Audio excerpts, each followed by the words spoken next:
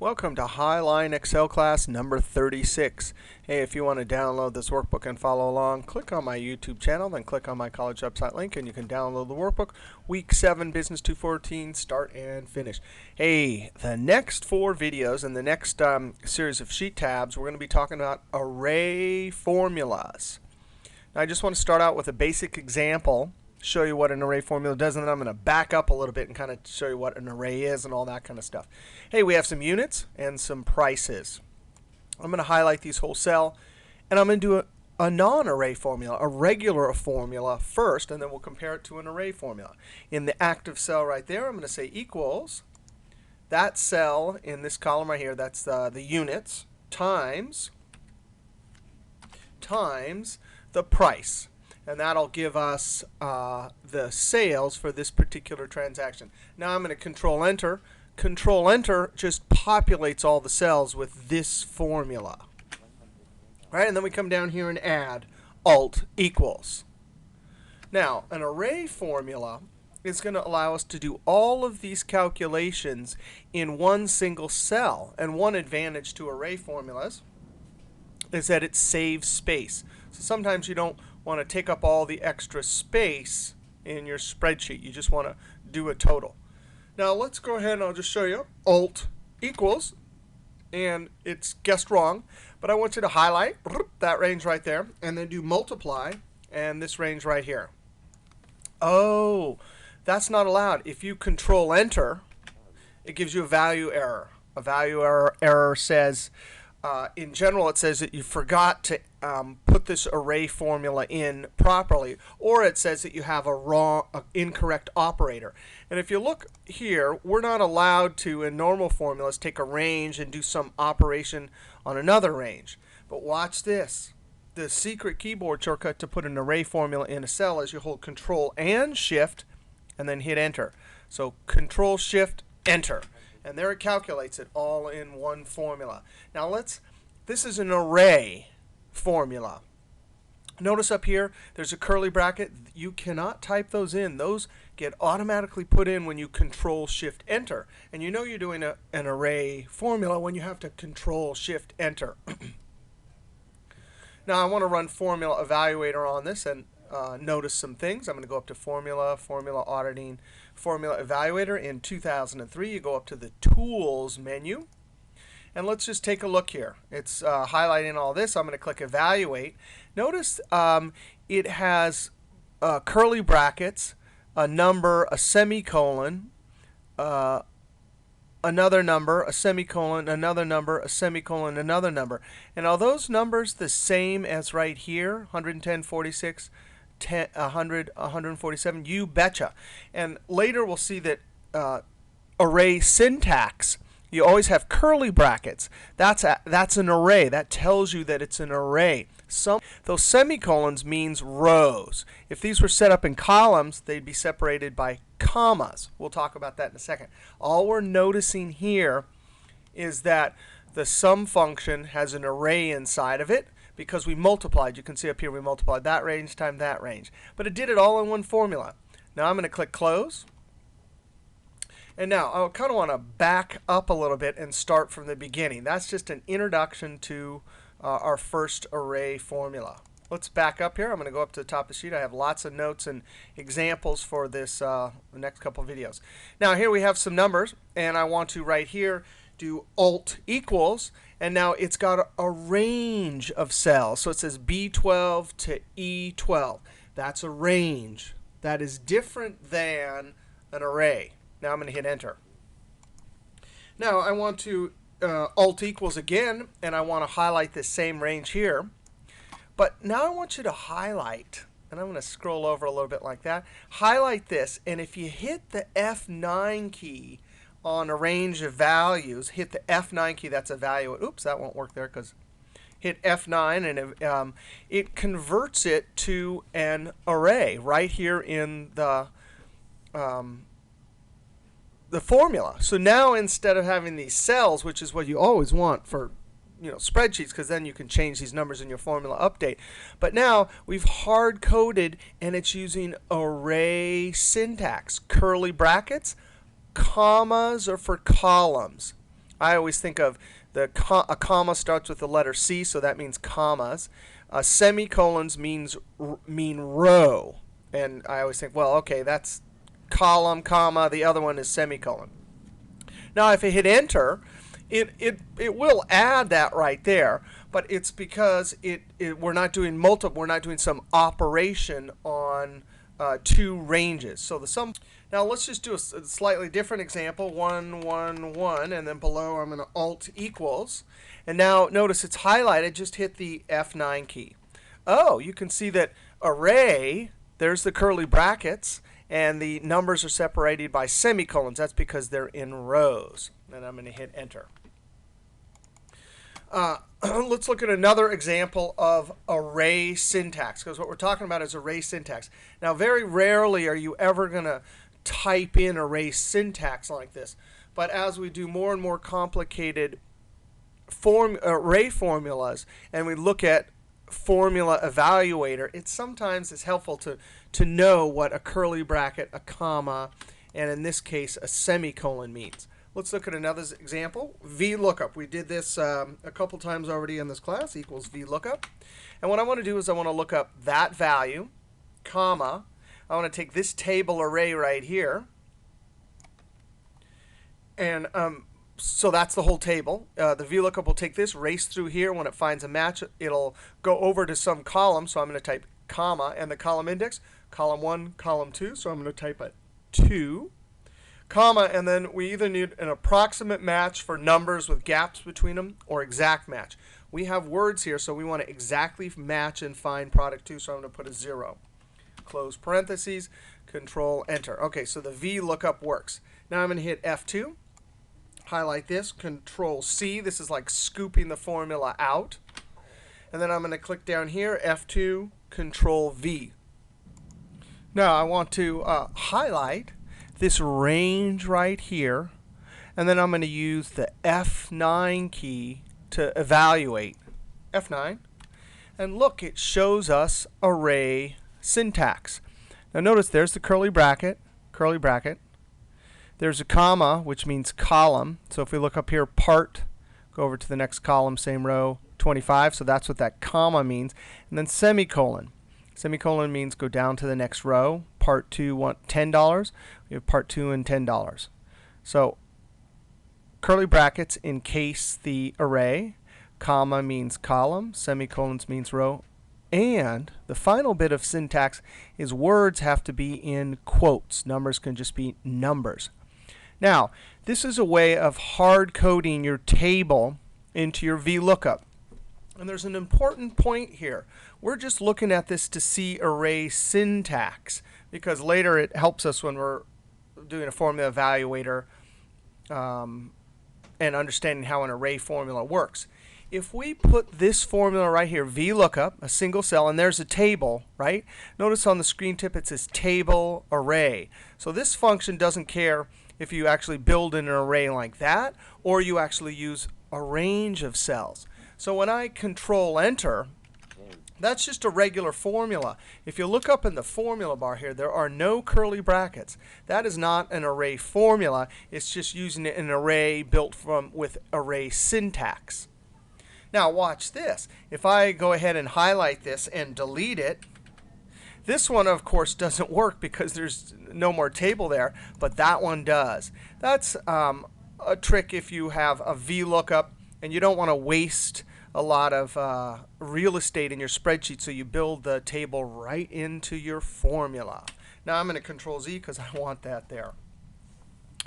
Now that's enough about array syntax. Let's go down and before we look at a bunch of examples, I want to talk about 3 different things that array formulas do.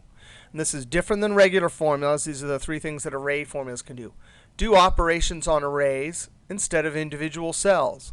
We looked at one example where we multiplied a column times another and then used the sum function and Ctrl Shift Enter. Another thing that array formulas can do is there are functions like transpose, frequency, mmult, which are array formulas or array functions. They don't even work unless you use Ctrl Shift Enter to put your formula in. So these are array functions. Finally, array formulas will allow ranges or arrays to go into function arguments where the function is expecting a single value.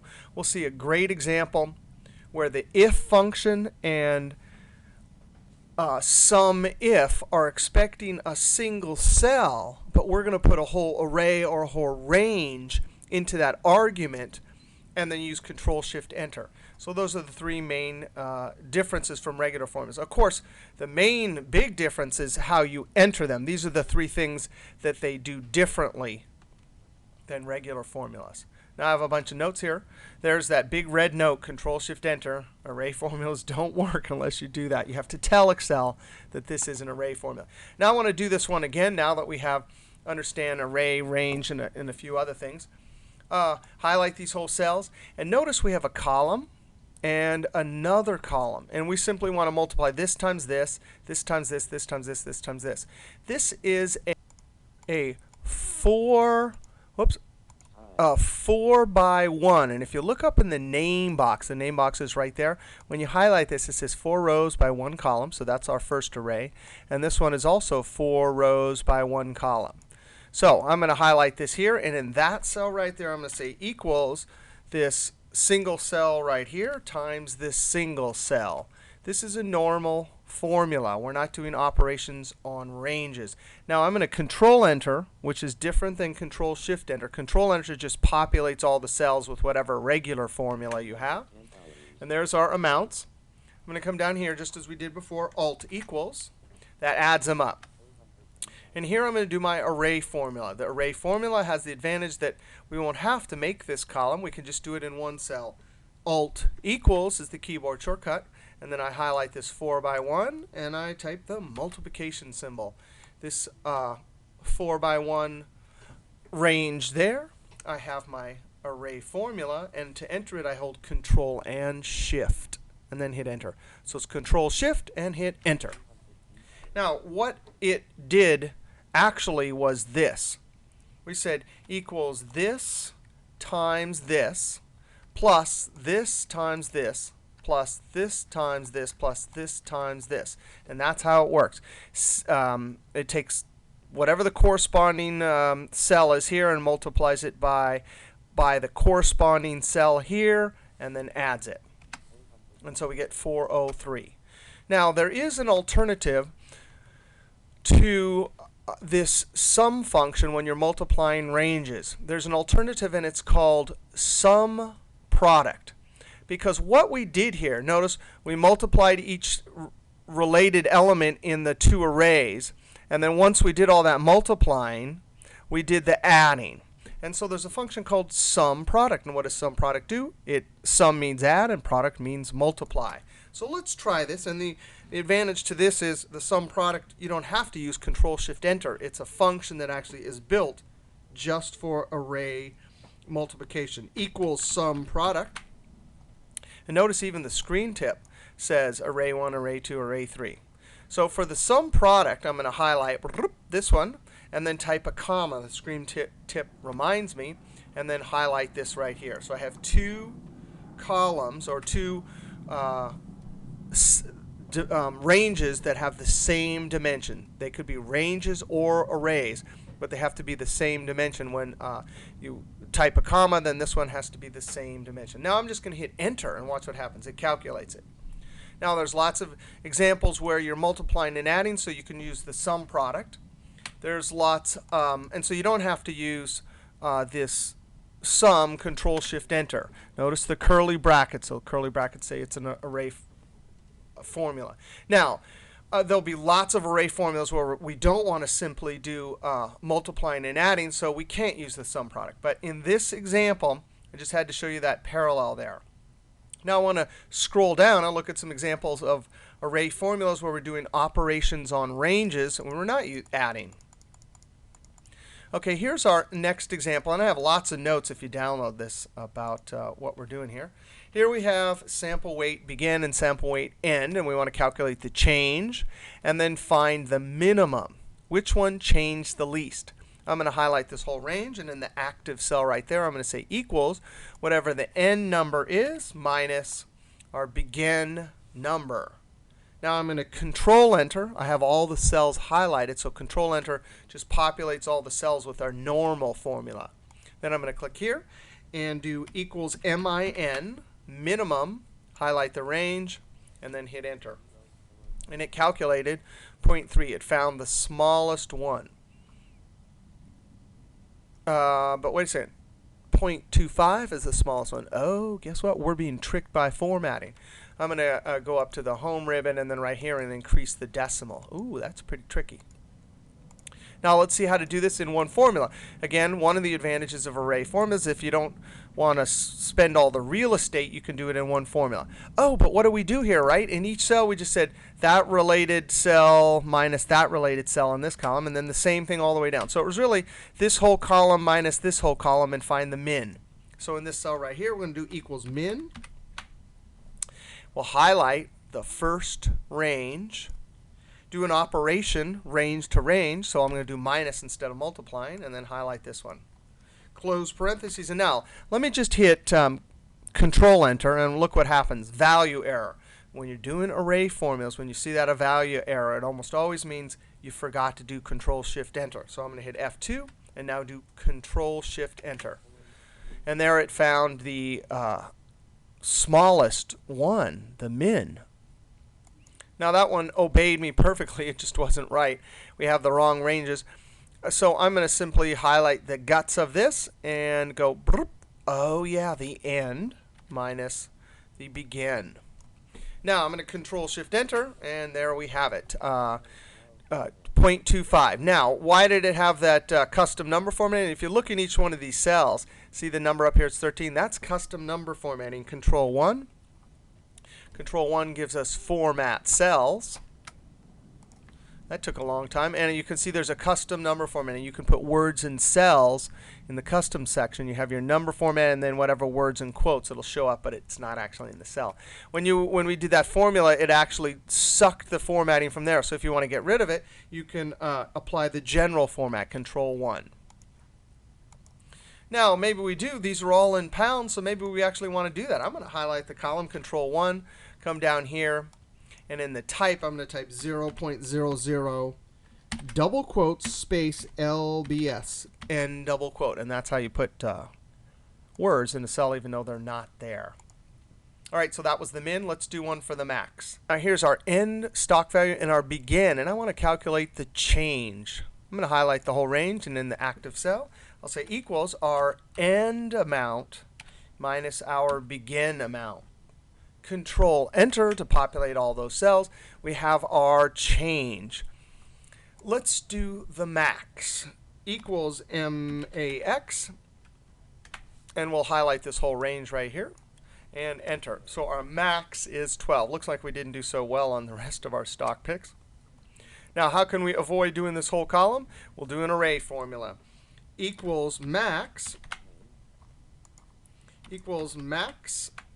And we'll take our end value as a range minus our begin value, the whole range of cells, close parentheses, and then we hold Control Shift and Enter. So that's a quick way in one cell of doing our maximum change. Now let's look at some other examples. Now what we have down here is a stock portfolio.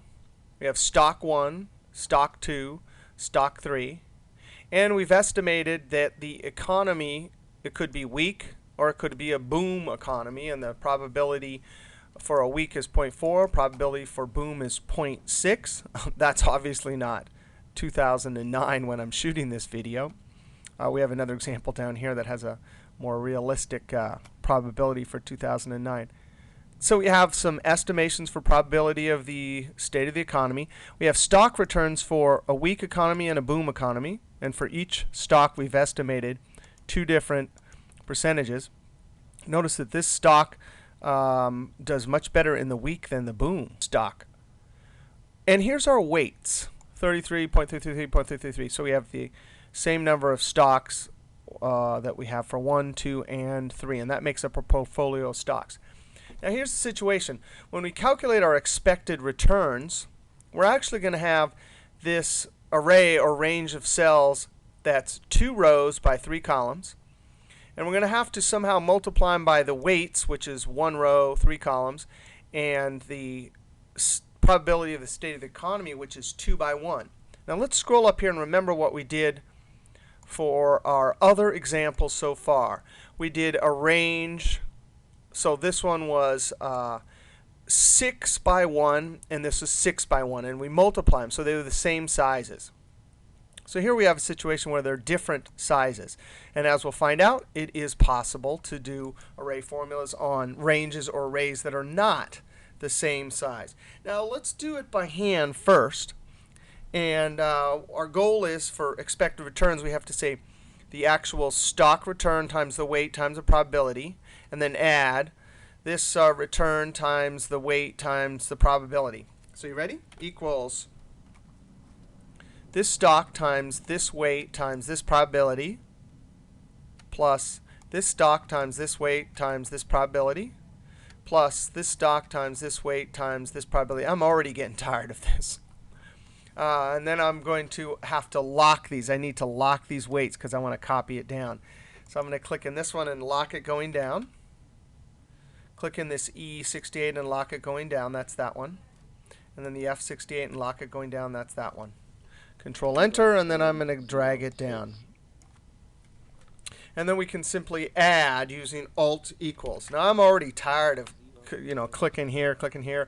That kind of formula, you get lots of room for error. But here we can simply multiply them. We're going to take this range times this range times this range. And when you have this range right here, when you multiply it by, so we have this block 2 by 3, this one's 1 by 3. When we multiply them, this 0.3 will get applied, it'll be multiplied by that and by that. This one will be multiplied by that and then by that. This one, however, which is set up, orientated a little bit differently, this 0.4 will get multiplied by this and this and this. So even though we're multiplying 3 different range, it'll come out in the correct order for multiplying and then adding. Alt equals is the keyboard shortcut for auto sum. Highlight the insides of the table.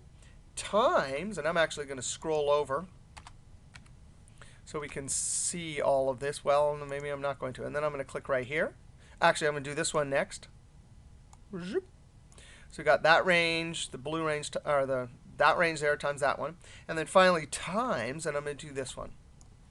So we have there our little array formula. And boy, is that easier than doing this. It takes a little while to get used to array formulas. But once you do, you'll find they really can save a lot of time and space. Ctrl Shift Enter. And there it is, all in one formula. Now let's try a different one. This one we have 3 states of the economy, 2 stocks, and 2 weights. I'm going to highlight all of these cells and do the long version first.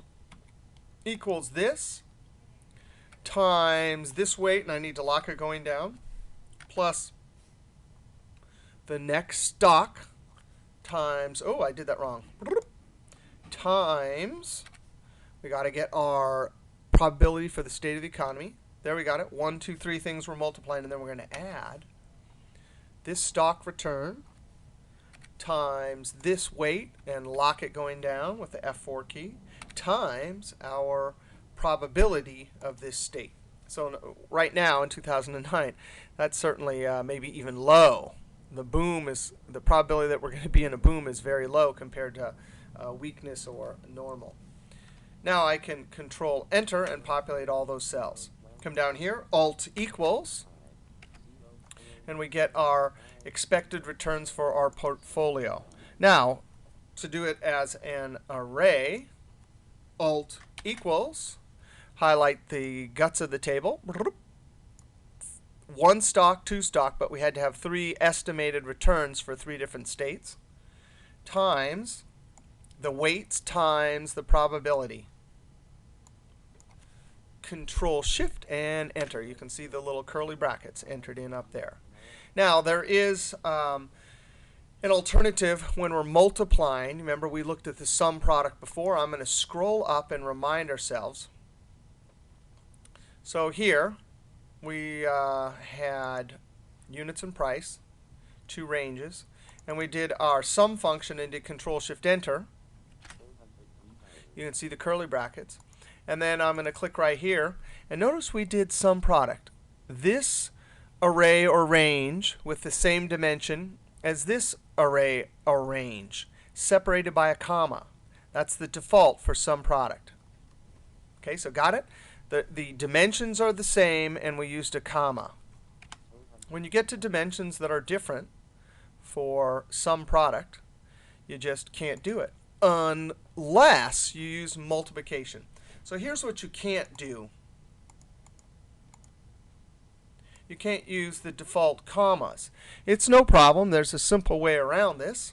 And it even tells you this in help, that the dimensions for sum product have to be the same. So in our earlier example, we had 4 by 1 times 4 by 1. Well, no problem. We'll do sum product. We'll do our first array here. Range times, and that's the only difference. When you have different shaped arrays or ranges, you simply want to use multiplication. So then I'll highlight the weights times our probabilities of the state, close parentheses. And there it is. Again, the advantage of sum product, it's so common that you have ranges or arrays that you're multiplying and then adding, that they have this function built in. It can handle arrays, and so you don't have to use Ctrl Shift Enter. You can just use Enter. And there we have it. We can see our formula right there. No little curly brackets. All right. Now, I want to just look at why this range times this range times this range works.